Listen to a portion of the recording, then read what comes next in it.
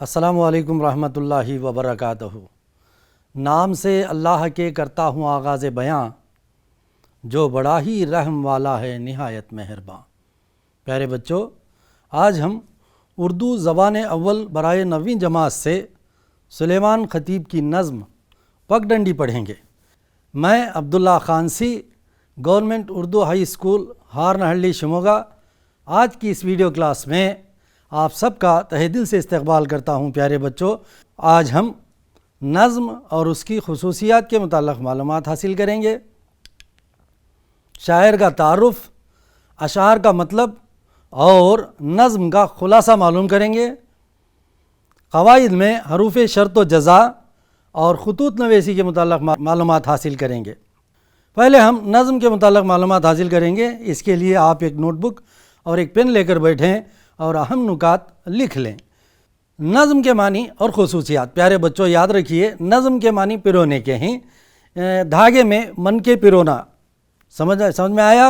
اچھا، نظم وہ منظوم کلام ہے جس میں کوئی بھی خیال، کوئی بھی موضوع ترتیب و تنظیم کے ساتھ پیش کیا جاتا ہے، یعنی وہ خیال یا احساس یا وہ مضمون یا موضوع ایک ایک مصرعے کے ساتھ ترقی کرتا جاتا ہے اور آخری مصرعے پر پہنچ کر مکمل ہو جاتا ہے۔ اسی سبب سے ان میں موتی پیرونی کی کیفیت پائی جاتی ہے۔ نظم کی ایک خصوصیت یہ بھی ہے کہ اس میں تفصیل کی گنجائش اور اظہار خیال کی آزادی پائی جاتی ہے۔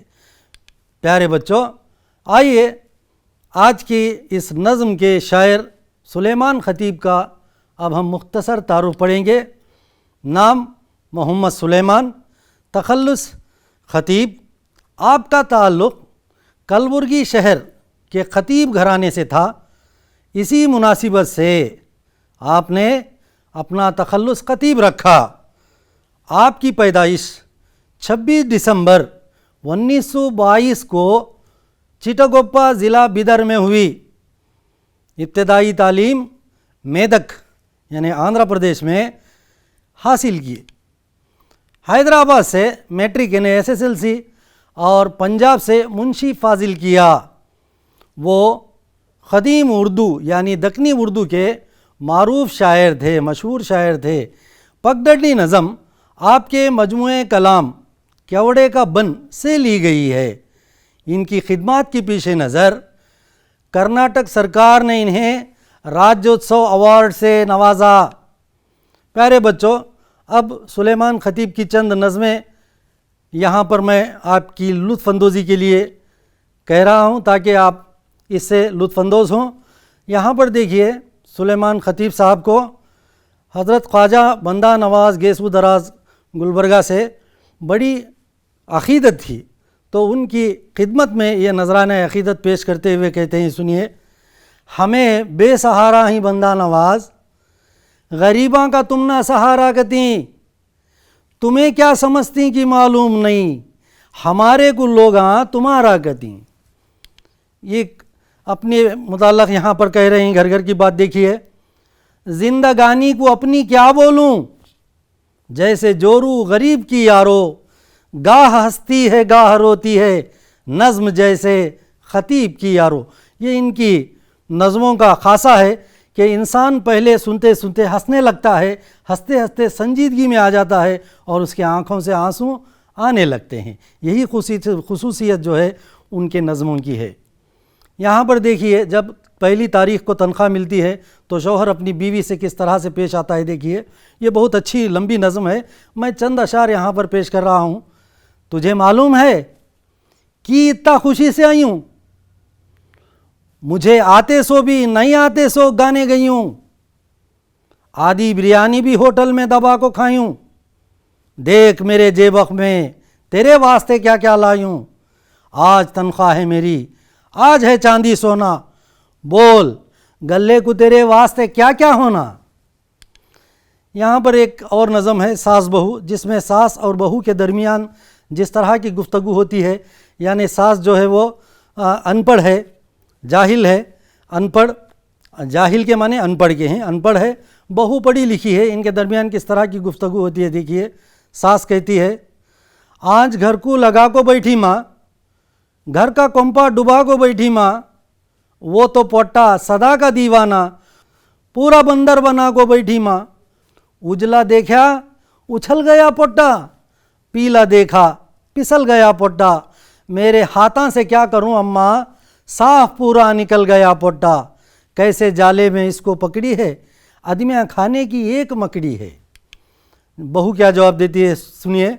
ना सुनो गर बुरा कहे कोई, ना कहो गर बुरा करे कोई, रोक लो गर गलत चले कोई, बख्श दो गर खता करे कोई, जब तवक्को ही उठ गई गालिब, क्यों किसी का गिला करे कोई। तो फिर एक जगह सास किस तरह से उनसे पेश आती है बहू से, देखिए। इन्हें चलती सो चाल देखो जी, होठा कितने हैं लाल देखो जी, मुंह पर छोड़ी सो बाल देखो जी, क्या बिछाती है जाल देखो जी, की गे हस्ती सो दांता तोड़ूंगी, दांत किल्ली बठा को छोड़ूंगी। अच्छा, यहाँ पर देखिए फिर सास किस तरह से बहू से पेश आती है। उंगलियां चटका को बातां करती है तू, मुंडियां झटका को बातां करती है तू, तेरे दीदे दीवाला हो को जाओ, दीदे मटका को बातां करती है तू, घूरती क्या है दीदे फोड़ूंगी, दांत किल्ली बठा को छोड़ूंगी। अच्छा, एक और नज़म है, छोरा छोरी। मेरे छोरे को छोरी होना है, मेरा छोरा तो पक्का सोना है, तुम्हें दिल में ज़रा न को सोचो, हाथ आया सो हीरा खोना है। चार लोगा में इसकी अबरू है, जैसे केवड़े के बन में खुशबू है, छोरा तिरपट है हौर लुल्ला है, सीधी आँखी में इसके पुल्ला है, मुँह पर चेचक के खाली दागाहीं, रंग डांबर से जर्रा खुल्ला है। अच्छा, तो इस खूबसूरत लड़के के लिए किस तरह की दुल्हन चाहिए, देखिए। दूल्हे की माँ कहती है, छोरी फूला में फूल दिसना जी, भोली सूरत खुबूल दिसना जी, इसके लखन से चांद नहीं पड़ना, चांद पावा की धूल दिसना जी, मुँह को देखे तो भूख सर जाना, प्यासे आँखियाँ की प्यास मर जाना, गला काटे तो हंसते मर जाना, बेटी दुनिया में नाम कर जाना। अच्छा, इनकी बातें सुनने के बाद बाप किस तरह से अपने जज्बात का इजहार कहता है, जो कि गरीब मजबूर है। देखिए, जिसकी बच्ची जवान होती है उसकी आफत में जान होती है, बूढ़े माँ बाप के कलीजे पर एक भारी चट्टान होती है, जी में आता है अपनी बच्ची को अपने हाथों से क्यों ना दफना दें, लाल जोड़ा तो दे नहीं सकते, लाल चादर में क्यों ना कफना दें, ये सुहागन है इसको कंधा दो, हमने खूने जिगर से पाला है, इसकी तुरबत पे ये भी लिख देना, ज़र परस्तों ने मार डाला है। अब हम पगडंडी नज़म पढ़ने से पहले उसमें इस्तेमाल किए गए जो नए अल्फाज हैं, जो कि दक्कनी अल्फाज हैं, इसके मानी देख लेते हैं। बहुत के माने हैं बहुत ज़्यादा, होंगे होंगे, तुम्हें तुम या आप, यूँच यूँ ही, बातां बातें, मुँह अंधारे सुबह सवेरे, आको आकर, गाँव गाऊँ, नवी आरस नई नवेली दुल्हन, सरका जैसा या मानिंद, तूर कोहे तूर जहाँ हज़रत मूसा अलैहिस्सलाम ने अल्लाह से कलाम फरमाया था, चिरमुराना मारे शर्म के अपने आप में समाना, घाट पानी लेने की जगह यानी नदी नाले नहर वगैरह, सहनक मिट्टी का छोटा बर्तन, रिकाबी थाली या तस्तरी या कटोरी कह सकते हैं आप, आफ्ताबा आफ्ताब की जमा है यानी सूरज, आगे सामने या आगे, चांद चांद है, यहाँ वहाँ, डगाली के माने डाली है, होर और के हैं, शार यानी शहर के हैं। अच्छा, तो प्यारे बच्चों, सफ़ा नंबर 64 पर पगडंडी नज़म है, उसे देखिए। अब हम इस नज़म को जो है साले दुवम PUC की तालिबा तमकीन खानम, जो कि उड़गनी से ताल्लुक़ रखती हैं, इनकी सुरीली आवाज़ से हम इस नज़म को सुनेंगे। तो देखे होंगे यूँ तो चांदनी राता तुम्हें, यूँच खाली सुन को होंगे दूर के बातां तुम्हें, मुँह अंधारे आँखों देखो दूर बन जाती हूँ मैं, طور بن جاتی ہوں جی میں، نور بن جاتی ہوں میں، ایک نویں عرس کے سر کا چرمرا کو شرم سے، گاؤں کے بازوں سے نکل کو گھاٹ کو جاتی ہوں میں، جن کے انگے چاند سورج بھیگ کے سہنک ہیں دو، ایسے ایسے آفتابہ کو اٹھا لاتی ہوں میں، منہ اندھارے آنکھوں دیکھو دور بن جاتی ہوں میں، دور بن جاتی ہوں جی میں، نور بن جاتی ہوں میں، یہاں پہ چھپتے وہاں نکلتے کھیلتے آتی ہوں میں، دھان کے کھیتوں میں جا کو مانگ بن جاتی ہوں میں ہوں پھولاں کی ڈغالی اور بوجھل ہیں گھڑے، ایک لچیلی کمر ہوں بل پہ بل کھاتی ہوں میں، منہ اندھارے آنکھوں دیکھو دور بن جاتی ہوں میں، دور بن جاتی ہوں جی میں، نور بن جاتی ہوں میں، شار کے وہ پال پاوا مجھ پہ آ سکتے نہیں، تمہیں میری گرد کو بھی وہ پا سکتے نہیں، ان کے سڑکاں لمبے دو کے کالے پتھر کے دلا، میری نرمی شرم شرمی مر کو لا سکتے نہیں، منہ اندھارے آنکھوں دیکھو دور بن جاتی ہوں میں، دور بن جاتی ہوں جی میں، نور بن جاتی ہوں میں۔ اچھا تو پیارے بچوں، آپ نے نظم پگڈنڈی کو سنا۔ میں یہاں پر جو ہے تمکین خانم کا، اب یہاں پر دیکھیے پگڈنڈی، اس میں شاعر جو ہے کس طرح سے پگڈنڈی کی زبان سے اپنی جو خصوصیت ہے وہ خصوصیات کو کس طرح سے پیش کر رہے ہیں۔ دیکھیے پگڈنڈی کس طرح سے کہتی ہے، بہت دیکھے ہوں گے یوں تو چاندنی راتاں تمہیں، یوں خالص ان کو ہوں گے طور کے باتاں تمہیں۔ پگڈنڈی کہتی ہے کہ آپ نے ایسے ہی کئی چاندنی راتیں دیکھی ہوں گی کہ کتنی خوبصورت اور کتنی پیاری ہوتی ہیں، اور ایسے ہی آپ نے کوہ طور کی باتیں سنی ہوں گی۔ پیارے بچوں، آپ کو کوہ طور پر کیا واقعہ پیش آیا پتہ ہے؟ یاد رکھیے، حضرت موسیٰ علیہ السلام جو اللہ کے پیارے نبی تھے، جنہیں کلیم اللہ کہا جاتا ہے، کیونکہ آپ جو ہے کوہ طور پر اللہ سے کلام کیا کرتے تھے، باتیں کیا کرتے تھے، اس لیے ان کا لقب جو ہے وہ کلیم اللہ پڑھا۔ ایک مرتبہ جو ہے وہ حضرت موسیٰ علیہ السلام اللہ سے گزارش کرتے ہیں، اللہ سے فریاد کرتے ہیں کہ اے اللہ، میں تیرا دیدار کرنا چاہتا ہوں، میں تجھے دیکھنا چاہتا ہوں، ربی ارنی۔ تو اللہ تعالیٰ فرماتا ہے کہ لن ترانی، تو مجھے دیکھ نہیں سکے گا، تجھ میں دیکھنے کی تاب نہیں ہے۔ لیکن حضرت موسیٰ علیہ السلام ضد کرتے ہیں تو اللہ تعالیٰ جو ہے اپنی تجلی جو ہے وہ ایک پہاڑ پر ڈالتا ہے اپنا نور، تو وہ پہاڑ جل جاتا ہے، جل کر راکھ بن جاتا ہے۔ یہ واقعہ آپ نے سنا ہوگا۔ اسی واقعے کو یہاں پر جو ہے سلیمان خطیب استعمال کرتے ہوئے کہتے ہیں، یوں خالی سن کو ہوں گے طور کے باتاں تمہیں، منہ اندھارے آ کو دیکھو طور بن جاتی ہوں میں، طور بن جاتی ہوں جی میں، نور بن جاتی ہوں میں۔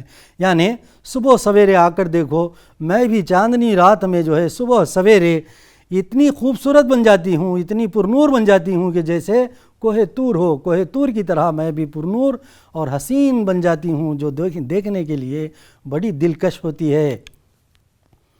ایک نوی عرس کے سر کا چرمرا کو شرم سے، گاؤں کے بازو سے نکل کو گھاٹ کو جاتی ہوں میں۔ یہاں پر کہتی ہے کہ میں ایک نئی نویلی عرس کی طرح جو شرماتے ہوئے، اپنے آپ میں سماتے ہوئے جو ہے گاؤں کے بازو سے نکل کر کہاں تک جاتی ہے؟ گھاٹ تک جاتی ہے۔ گھاٹ کسے کہتے ہیں پتہ ہے بچوں؟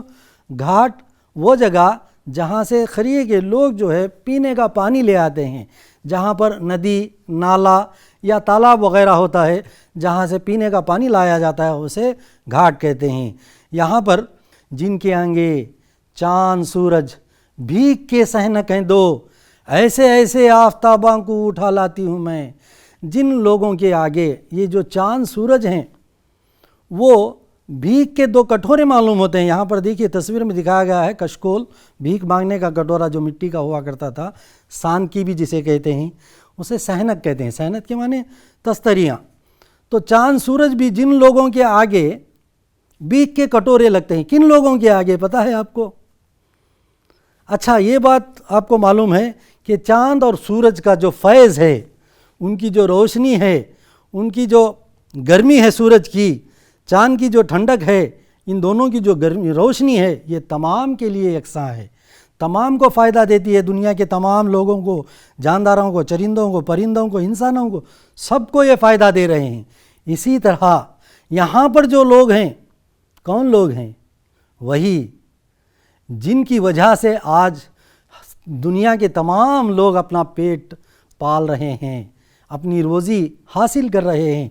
यहाँ पे छुपती वहाँ निकलती खेलते आती हूँ मैं, धान के खेता में जाको मांग बन जाती हूँ। मैं जो है इधर से छुपती उधर से निकलती हुई जो है धान के खेतों में जब आती हूँ, खेलते खिलाते हुए, खेलते हुए, छुपते हुए, छुपाते हुए धान के खेतों में जब आती हूँ, तो मैं मांग की तरह बन जाती हूँ, मांग दिखाई देती हूँ। मैं हूँ फूलां की डगाली, होर भोजल हैं गड़े, एक लचीली कमर हूँ, बल पे बल खाती हूँ मैं एक फूलों की हल्की सी डाली की तरह हूँ, फूलों भरी डाली जिसकी महक हर एक को पहुँचती रहती है, जिसकी धीमी धीमी खुशबू आती रहती है, और मैं हवा के झोंकों की तरह जो है आहिस्ता से लहराती हुई एक लचीली कमर की तरह जो है बल पे बल खाती हुई आती हूँ। और मेरे सामने जो घड़े हैं पानी के, वो भी बड़े वज़नी हैं। मुँह अंधारे आकर देखो, तूर बन जाती हूँ मैं, तूर बन जाती हूँ जी मैं, नूर बन जाती हूँ मैं। सुबह सवेरे मुझे आकर देखो, मैं तूर की तरह खूबसूरत और हसीन बन जाती हूँ। शार के वो पाली पावा मुझ पो आ सकते च नहीं, मैं मेरी गरज को भी वो पा सकते च नहीं। इनके सड़कां लंबे धोके काले पत्थर के दिलां, मेरी नरमी शर्मा शर्मी मर को ला सकते च नहीं। यहाँ पर पगडंडी कहती है कि मुझ पर शहर में पले हुए लोगों के पैर आ ही नहीं सकते, मैं तो क्या मेरी धूल को भी पा नहीं सकते। उनके सड़कां लंबे धोके काले पत्थर के दिलां, वहाँ की जो सड़कें हैं लंबी लंबी सड़कें हैं, ऐसी लंबी सड़कों में इंसान भटक जाता है, राह भटक जाता है, और वहाँ के लोग जो हैं वो काले पत्थर के दिलां हैं उनके, यानी वो बहुत संग दिल हैं, वो किसी की मदद नहीं करते, उनके दिलों में कोई हमदर्दी नहीं। इसकी बनिस्बत मैं बहुत नरमी से, शर्मा शर्मी से, मेरी जो नरमी है, मेरी जो शर्मा शर्मी है, मेरी जो मुलायमियत है, मेरी जो ताजगी है, वो शहर की सड़कों में आ ही नहीं सकती। मुँह अंधारे आको देखो, तूर बन जाती हूँ मैं, तूर बन जाती हूँ जी मैं, नूर बन जाती हूँ मैं। यानी सुबह सवेरे मुझे आकर देखो, पुरनूर और हसीन और दिलकश बन जाती हूँ। अच्छा, तो प्यारे बच्चों, अब यहाँ पर पगडंडी नज़म का खुलासा देखिए। पगडंडी सुलेमान ख़तीब की लिखी हुई एक बेहतरीन नज़म है। इस नज़म में पगडंडी ख़ारी से यानी पढ़ने वाले से मुखातिब होकर कहती है, तुमने बहुत सी चांदनी रातें देखी होंगी और यूं ही कोहे तूर पर हज़रत मूसा अलैहिस्सलाम का खुदा का जलवा देखने की बातें भी सुनी होंगी। सुबह सवेरे आकर देखो, मैं भी कोहे तूर की तरह पुरनूर और हसीन बन जाती हूँ। मैं एक नई नवेली दुल्हन की तरह मारे शर्म के अपने आप में समाते हुए गाँव के बाजू से निकलकर घाट तक जाती हूँ। जिन मशहूर अजीम हस्तियों के आगे यानी किसान और मज़दूरों के आगे चाँद सूरज भी भीख के दो मिट्टी की तस्तरियाँ या कटोरे या रिकाबियाँ नज़र आती हैं, वैसी अजीम हस्तियों को खरियों से उठा लाती हूँ। मैं इधर से छुपती उधर से निकलती हुई आती हूँ, जब धान के खेतों में आती हूँ तो मांग बन जाती हूँ। मैं एक फूलों भरी डाली की तरह हूँ जो एक लचीली कमर की तरह बल पे बल खाती हूँ।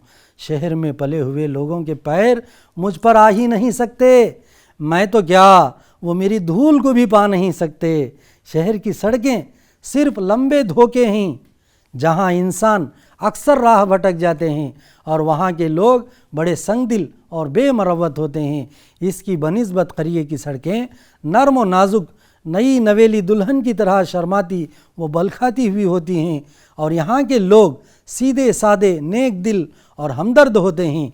सुबह सवेरे आकर देखो, मैं भी कोहे तूर की तरह पुरनूर और हसीन बन जाती हूँ। अच्छा, तो प्यारे बच्चों, यहाँ पर चंद सवालात हैं, इनके जवाब दीजिए। शायर ने किन रातों को देखने की बात कही है? शायर सुलेमान खतीब ने चांदनी रातों को देखने की बात कही है। शायर ने किन बातों को सुनने की बात कही है? शायर सुलेमान खतीब ने तूर की बातों को सुनने की बात कही है। मुँह अंधारे पगडंडी क्या बन जाती है? मुँह अंधारे पगडंडी तूर की तरह पुरनूर और हसीन बन जाती है। अच्छा, कौन कैसे शर्माती है?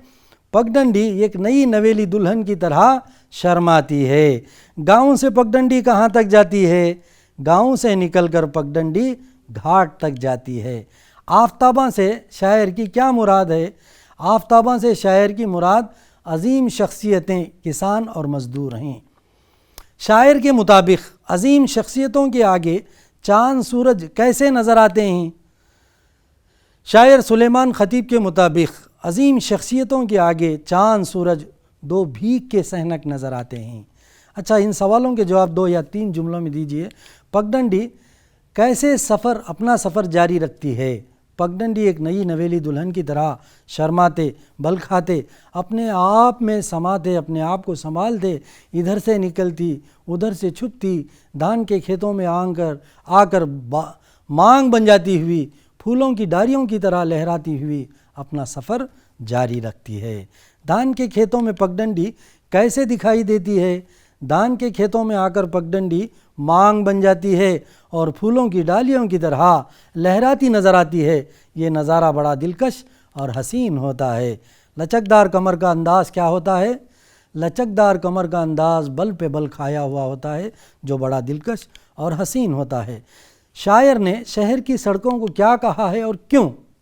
शायर ने शहर की सड़कों को लंबे धोखे कहा है, जहाँ पर इंसान भटक जाता है और इस पर चलने वाले यहाँ के लोग बड़े संगदिल और धोखाबाज होते हैं, क्योंकि ना वो किसी की सही रहबरी करते हैं और ना ही मदद। शहर और खरिये की सड़कों में का फ़र्क वाज़ेह कीजिए।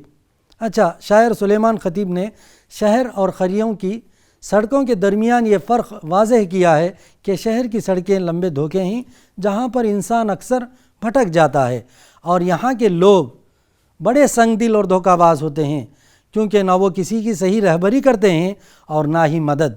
इसकी बनिस्बत खरिये की सड़कें नर्म और नाजुक नई नवेली दुल्हन की तरह शर्माती व बलखाती हुई होती हैं, और यहाँ के लोग सीधे सादे नेक दिल और हमदर्द होते हैं। अच्छा, यहाँ पर एक सरगर्मी है, इनके अज़दाद बताइए। रात का दिन होना चाहिए खाली, बढ़ती, शर्म, बेशर्म, गाँव, शहर, बूझल, हल्का।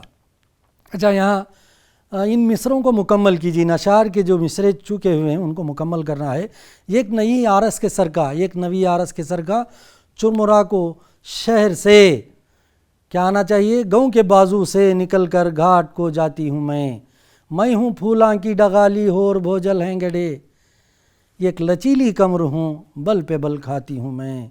अब इसके बोले, इनके सड़कां लंबे धोखे काले पत्थर के दिलां, मेरी नरमी शर्मा शर्मी मर को ला सकते च नहीं। अच्छा, खुतूत नवेसी के मुताल्लिक़ आप जानते होंगे। देखिए, खुतूत नवेसी किसे कहते हैं? मकतूब, ख़त को मकतूब भी कहते हैं। मकतूब निगारी अदब की अहम सिन्फ रही है। ख़त को मुरासिला, बरनामा, चिट्ठी या मकतूब भी कहते हैं। ख़त आधी मुलाकात होती है। दौर जदीद में इसकी अहमियत ख़त्म होती जा रही है, क्योंकि मोबाइल ने ले ली है। गालिब ने इसे अपने मखसूस अंदाज से दुनिया को रोशनास कराया। वो ख़ुद कहते हैं कि मैंने मुरासिले को मुकालिमा बना दिया। खुतूत नवेसी एक फ़न है। खुतूत की 3 किस्में हैं: निजी खुतूत, दफ्तरी खुतूत, कारोबारी खुतूत। याद रखिए, निजी खुतूत जो भी लिखते हैं वो अपने माँ बाप को, भाई बहन को, दोस्तों को, सहेलियों को लिखा जाता है। इसके अज्जा जो हैं 6 अज्जा ही याद रखिए। मकतूब निगार का नाम व पता, यानी ख़त लिखने वाले का नाम, पता, तारीख़ के साथ लिखना है। उसके बाद मकतूब इलय के लिए अलकाब, जिसके लिए ख़त लिख रहे हैं ان کے لیے القاب یعنی محترم والد صاحب قبلہ، میرے پیارے دوست، میری پیاری سہیلی، محترم استاد صاحب، اس طرح سے۔ خیریت و عافیت تیسرا حصہ ہے، یہاں پر اللہ کے فضل سے میں خیریت سے ہوں اور خود آپ کی خیریت و عافیت کے لیے خدا سے دعا گو ہوں۔ چوتھا ہے مضمون خط، یہ اہم حصہ ہے، یہاں پر جس مضمون کے جس عنوان پر آپ خط لکھ رہے ہیں، جس کے متعلق آپ خط لکھ رہے ہیں، وہ تمام باتیں مضمون خط میں لکھی جاتی ہیں۔ خاتمہ اور دستخط پانچواں حصہ ہے، خاتمہ سلام و پیام کے ساتھ کیا جاتا ہے، میری طرف سے امی کو سلام اور گھر میں چھوٹے بھائی بہنوں کو دعا پیار۔ اس طرح فخت آپ کا صاحبزادہ یا آپ کی صاحبزادی، فخت آپ کا شاگرد یا آپ کا پیارا دوست یا آپ کی پیاری سہیلی، پھر نیچے آپ کا دستخط کرنا ہے، نام لکھنا ہے، سائن دستخط کے معنی ہیں۔ آخر میں چھٹا حصہ جو ہے جسے خط لکھتے ہیں مکتوب الیہ، ان کا پتہ ٹو ایڈریس لکھنا ہے۔ اچھا، یہاں نمونتاً ایک خط دیا گیا ہے، دیکھیے، اپنے والد کے نام ایک خط لکھیے جس میں تمہاری پڑھائی کا ذکر ہو۔ دانیہ خانم، دیکھیے یہاں پہلا حصہ ہے، نویں جماعت GHS شموگا، مورخہ 10 نومبر 2020، محترم والد صاحب قبلہ، آداب۔ عرض تسلیم یہ ہے کہ میں یہاں خدا کے فضل سے خیریت سے ہوں اور آپ تمام کی خیریت و عافیت کے لیے خدا سے دعا گو ہوں۔ یہ تیسرا حصہ ہوا۔ چوتھا حصہ دیکھیے، عرض گزارش یہ ہے کہ یہاں پر میری پڑھائی اچھی چل رہی ہے، پڑھائی کا ذکر ہو رہا ہے، میں انشاءاللہ آپ کی دعا سے امتحان میں امتیازی کامیابی حاصل کر لوں گی۔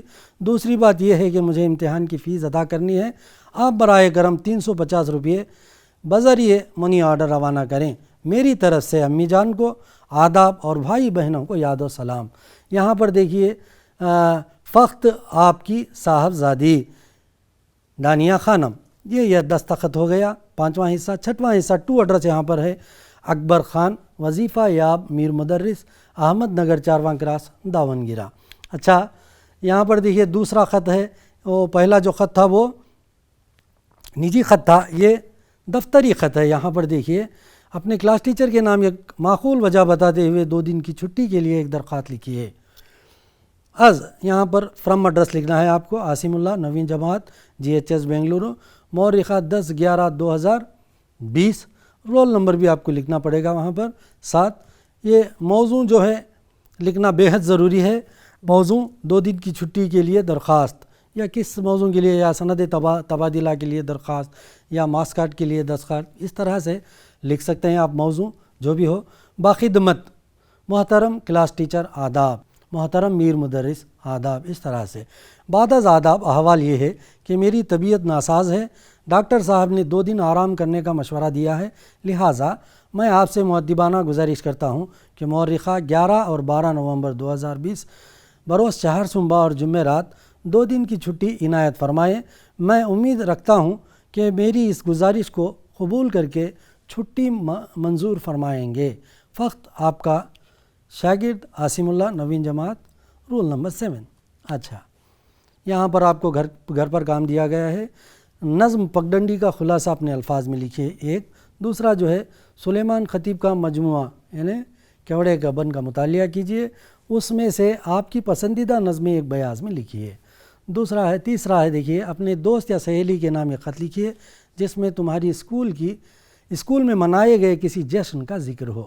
ان تینوں سرگرمیوں کو لکھ کر اپنے محترم اردو معلم یا معلمہ کو دکھائیے۔ پیارے بچوں، آج کی یہ کلاس یہیں پر برخاست کی جاتی ہے۔ آج کی کلاس میں جو کچھ سیکھا ہے وہ آپ کو امتحان میں پوچھا جا سکتا ہے، اس لیے ان سوالات کے جوابات، نظم کے خلاصے اور خطوط کو اچھی طرح سے ذہن نشین کر لیں۔ اچھا، تو اب مجھے اجازت دیں، اگلی کلاس میں پھر ملیں گے انشاءاللہ۔ میں عبداللہ خان۔ پیارے بچوں، محنت سے پڑھیے، وقت ضائع نہ کیجیے۔ وقت جو ہے بہت قیمتی ہے، اگر وقت چلا گیا تو پھر آگے پچھتانا پڑے گا۔ آج سے ہی جو ہے محنت کر کے، خوب محنت کر کے 1 سے 4 مرتبہ سوالات کو سمجھ کر پڑھیے، پھر اس کے جوابات پڑھیے، پھر بغیر دیکھے کہ اسے لکھنے کی کوشش کریے۔ انشاءاللہ آپ کو ذہن نشین ہو جائے گا۔ محفوظ رکھیے، پاک و صاف رہیے، محفوظ رہیے، اپنے ماحول کو پاک و صاف رکھیے۔ اللہ سے دعا ہے کہ اللہ تعالی ہم سب کو اپنے حفظ و امان میں رکھے۔ خدا حافظ۔